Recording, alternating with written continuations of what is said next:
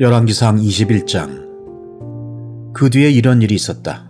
이스라엘 사람 나봇이 이스라엘 땅에 포도원을 하나 가지고 있었는데 그 포도원은 사마리아의 왕 아합의 궁 근처에 있었다. 아합이 나봇에게 말하였다. 그대의 포도원이 나의 궁 가까이에 있으니 나에게 넘기도록 하시오. 나는 그것을 정원으로 만들려고 하오. 내가 그것 대신에 더 좋은 포도원을 하나 주겠소. 그대가 원하면 그 값을 돈으로 계산하여 줄 수도 있어. 나봇이 아합에게 말하였다. 제가 조상의 유산을 임금님께 드리는 일은 주님께서 금하시는 불경한 일입니다. 아합은 이스라엘 사람 나봇이 그 포도원을 조상의 유산이라는 이유로 양도하기를 거절하였으므로 마음이 상하였다. 화를 내며 궁으로 돌아와서 침대에 누워 얼굴을 돌리고 음식도 먹지 않았다. 그러자 그의 아내 이세벨이 그에게로 와서 무슨 일로 그렇게 마음이 상하여 음식까지 들지 않는지를 물었다. 왕이 그에게 대답하였다. 내가 이스라엘 사람 나봇에게 그의 포도원을 내게 넘겨주면 그 값을 돈으로 계산해 주든지 그가 원하면 그 대신 다른 포도원을 주든지 하겠다고 했는데 그는 자기의 포도원을 내게 줄 수가 없다고 하였어. 그 때문이요. 그러자 그의 아내 이세벨이 그에게 말하였다. 당신은 현재 이스라엘을 다스리는 임금님이 아니십니까? 일어나셔서 음식을 드시고 마음을 좋게 가지십시오. 내가 이스라엘 사람 나봇의 포도원을 임금님의 것으로 만들어 드리겠습니다. 그런 다음에 이세벨은 아합의 이름으로 편지를 써서 옥새로 인봉하고 그 편지를 나봇이 살고 있는 성읍의 원로들과 귀족들에게 보냈다. 그는 편지에 이렇게 썼다. 금식을 선포하고 나봇을 백성 가운데 높이 앉게 하시오. 그리고 건달 두 사람을 그와 마주 앉게 하고 나봇이 하나님과 임금님을 저주하였다고 증언하게 한 뒤에 그를 끌고 나가서 돌로 쳐서 죽이시오. 그 성 안에 살고 있는 원로들과 귀족들은 이세벨이 편지에 쓴 그대로 하였다. 그들은 금식을 선포하고 나봇을 백성 가운데 높이 앉게 하였다. 건달 둘이 나와서 그와 마주 앉았다. 그리고 그 건달들은 백성 앞에서 나봇을 두고 거짓으로 나봇이 하나님과 임금님을 욕하였다 하고 증언하였다. 그렇게 하니 그들은 나봇을 성 바깥으로 끌고 가서 돌로 쳐서 죽인 뒤에 이세벨에게 나봇이 돌에 맞아 죽었다고 알렸다. 이세벨은 나봇이 돌에 맞아 죽었다는 소식을 듣고 곧 아합에게 말하였다. 일어나십시오. 돈을 주어도 당신에게 넘기지 않겠다고 하던 이스라엘 사람 나봇의 포도원을 차지하십시오. 나봇은 살아있지 않습니다. 죽었습니다. 아합은 나봇이 죽었다는 말을 듣고 일어나서 이스라엘에 있는 나봇의 포도원을 차지하려고 내려갔다. 여러분 안녕하세요. 오늘 속회공과 오가의 말씀 우리 함께 나누도록 하겠습니다. 자, 오늘 본문의 말씀은요. 북이스라엘 아합의 때에 아합이 나봇의 포도원을 빼앗는 장면입니다. 자, 오늘 본문에 보면요. 나봇이라는 사람이 등장하는데요. 나봇은 아합 왕궁 근처에 포도원을 가지고 있는 사람이었습니다. 그런데 아합 왕이 나봇에게 이러한 제안을 합니다. 2절 말씀 보니까요. 아합이 나봇에게 말하였다. 그대의 포도원이 나의 궁 가까이에 있으니 나에게 넘기도록 하시오. 나는 그것을 정원으로 만들려고 하오. 자, 왕이 나봇에게 포도원을 넘기라는 거예요. 그러면서 어떤 조건을 겁니다. 2절 말씀 계속 보니까요. 내가 그것 대신에 더 좋은 포도원을 하나 주겠소. 그대가 원하면 그 값을 돈으로 계산하여 줄 수도 있어. 자, 포도원을 넘기면 더 좋은 포도원을 준다는 거예요. 그리고 원하면은 돈을 주겠다는 거예요. 여러분 이거 참 좋은 제안 아닙니까? 지금으로 치면 내가 살고 있는 집에 국가 사업을 진행할 테니까 땅을 넘겨라 이렇게 제안을 하는 거예요. 자, 이렇게 좋은 제안임에도 불구하고 오늘 본문에 보니까요. 나봇이 아합의 제안을 거절합니다. 오늘 본문 3절에 보니까요. 나봇이 아합에게 말하였다. 제가 조상의 유산을 임금님께 드리는 일은 주님께서 금하시는 불경한 일입니다. 자, 나봇이 거절하는데요. 여기 지금 거절하는 이유가 나오죠? 왜 거절했어요? 조상의 유산. 이 조상의 유산이 토지예요. 이 토지를 파는 일은 하나님이 금하신 일이기 때문에 자기가 팔 수 없다는 거예요. 레위기 25장 23절 이하에 보면요. 토지 매매에 대한 말씀이 나옵니다. 레위기 25장 23절에 보니까요. 땅을 아주 팔지는 못한다. 땅은 나의 것이다. 너희는 다만 나그네이며 나에게 와서 사는 임시 거주자일 뿐이다.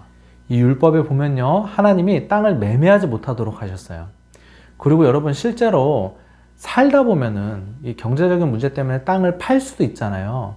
그러면은 율법에 희년이라는 제도가 있는데요, 이 희년은 50년마다 한 번씩 모든 것이 제자리로 돌아오는 해인 거예요. 그러니까 내가 땅을 팔았다 할지라도 희년이 되면은 그 땅을 본 주인에게 돌려주게 되어 있었습니다. 지금 나봇이 이 율법에 근거해서 자신은 토지를 팔 수 없다, 지금 아합에게 이렇게 말을 하는 것입니다. 여러분, 사실 토지 팔면은 큰 돈을 벌 수 있거든요. 더 좋은 땅을 받을 수도 있거든요. 그럼에도 불구하고 말씀을 지키려고 아합 왕의 제안을 거절하는 것입니다. 나봇의 믿음이 참 좋죠. 여러분, 한번 질문 드릴게요. 첫 번째 질문. 아합이 나봇에게 포도원을 팔라고 제안했던 것처럼 하나님의 뜻과 부딪히는 제안을 받은 경험이 있습니까? 두 번째, 하나님의 뜻에 부딪히는 상황이 있을 때 당신은 어떻게 행동하십니까? 이러한 나봇의 대답에 아합의 반응을 한번 볼까요? 4절이 아합의 반응입니다. 4절. 아합은 이스라엘 사람 나봇이 그 포도원을 조상의 유산이라는 이유로 양도하기를 거절하였으므로 마음이 상하였다. 화를 내며 궁으로 돌아와서 침대에 누워 얼굴을 돌리고 음식도 먹지 않았다. 자, 왕이 포도원을 갖지 못하자 마음이 상하고 또 음식을 먹지 못할 정도로 마음이 낙심이 됐습니다. 여러분, 좀 이상하지 않습니까? 여러분, 그냥 뺏으면 안 되나요? 물론 그러면 안 되지만 아합은 악한 왕이잖아요. 아니, 이렇게 음식도 먹지 않으면서 끙끙 앓을 필요가 있을까요? 여러분, 아합이 율법에 의하면 땅을 사고 팔 수 없다는 것을 알았을까요? 몰랐을까요? 이 말씀 알았겠죠. 이스라엘 백성이면 율법 분명히 알았을 거란 말이에요. 그러면 본인도 이게 안 된다는 걸 사실 알고 있는 것이죠. 자, 그러면 이 아합이 말씀을 신경 쓰느라고 지금 빼앗지를 못하는 것이냐? 여러분, 그렇지 않습니다. 그러면 왜 뺏지를 못하느냐? 여러분, 우리가 무슨 행동을 할 때요, 명분이라는 게 필요합니다. 명분이 없잖아요? 그러면 비난을 받게 되어 있어요.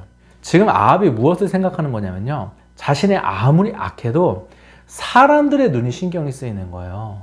백성들의 비난이 두려운 거예요. 그래서 처음에는 나봇에게 너가 이 땅 넘기면 내가 더 좋은 땅을 주겠다, 돈을 쳐서 주겠다 라고 너그러운 것처럼 제안을 하는 거예요. 그런데 이게 안 되니까 미치는 거예요. 빼앗을 명분이 없거든요. 그래서 오늘 본문을 마지막까지 보면 결국 어떻게 해요? 나봇을 억울하게 누명 씌워 죽입니다. 하나님을 저주한 자로 누명을 씌워버려요. 그리고 율법에 보면은 하나님을 저주한 사람은 돌에 맞아 죽게 되어 있거든요. 그러니까 나봇을 돌로 쳐 죽여요.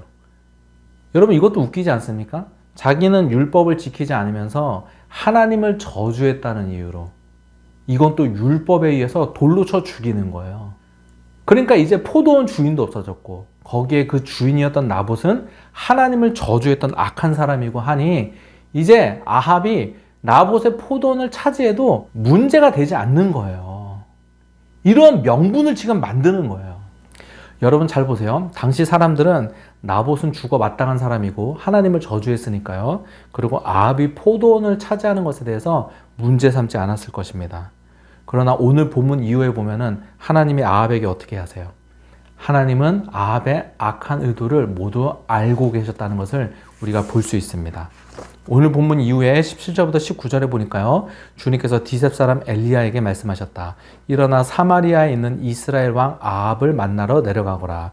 그가 나봇의 포도원을 차지하려고 그곳에 내려갔다. 너는 그에게 다음과 같이 전하여라. 나 주가 말한다. 내가 살인을 하고 또 재산을 빼앗기까지 하였느냐. 자, 사람들은 다 속일 수 있었어요. 나봇이 죽어 마땅한 사람이었던 거예요. 그러나 하나님은 속일 수 없는 거예요.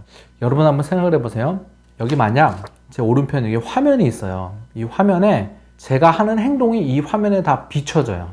그래서 여러분들이 이 화면을 언제든지 다 볼 수 있어요. 그럼 여러분, 제가 어떻게 살까요? 은밀하게 어떤 죄 같은 거 짓지 못하겠죠. 또 여기 화면이 있는데 이 화면에는 제 마음속의 상태가 다 드러나요. 제 마음속이 보이는 거예요. 그러면 여러분, 제가 어떻게 살까요? 제 생각도 조심하겠죠. 여러분, 신앙생활은요, 우리의 마음의 중심, 또 아무도 보는 사람이 없을 때 우리가 은밀하게 하는 행동까지도 하나님이 다 보고 계신다는 것을 생각하며 인식하며 사는 것이 신앙생활인 거예요. 여러분, 창세기에 보면요, 보디발의 아내가 요셉을 유혹할 때 요셉이 이렇게 말합니다. 창세기 39장 9절에 보니까요, 내가 어찌 이 큰 악을 행하여 하나님께 죄를 지으리까. 지금 보는 사람 아무도 없습니다. 보디발의 아내와 자기밖에 없어요. 그리고 여러분, 보디발의 아내의 유혹은요, 이게 성적인 유혹일 뿐만 아니라 여러분, 권력의 유혹이기도 합니다. 여러분, 지금 노예잖아요. 그리고 실질적으로 이 보디발의 집에 가장 높은 사람은 여주인이란 말이에요. 그러니까 내가 노예인데 이 여주인과 특별한 관계를 맺게 된다. 여러분, 얼마나 달콤한 유혹입니까? 그리고 이 유혹을 거절했을 때 자기가 받게 될 박해나 손해가 있잖아요. 실제로 요셉이 말씀대로 살려고, 거룩하게 살려고 했다가 감옥에 가잖아요. 요셉이 왜 거절하는 거예요? 하나님이 보고 계신다는 거예요. 여러분, 이것이 믿음입니다. 여러분, 이 믿음이 없잖아요? 그러면 우리가 거룩한 삶을 살 수가 없습니다.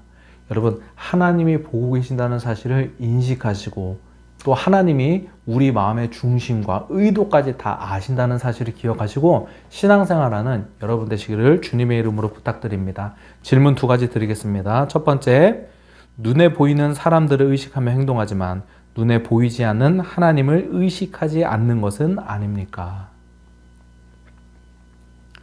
두 번째, 사람들은 모르는 은밀한 죄가 있지 않습니까? 은밀한 죄를 예수님의 십자가 앞에 내려놓고 이 시간 회복시켜 달라고 은혜를 구합시다. 정결한 마음 주시옵소서.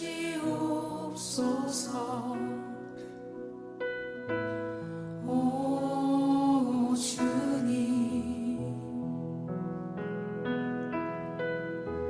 정직한 영을 새롭게 하소서. 정결한 마음 주시옵소서. 정결한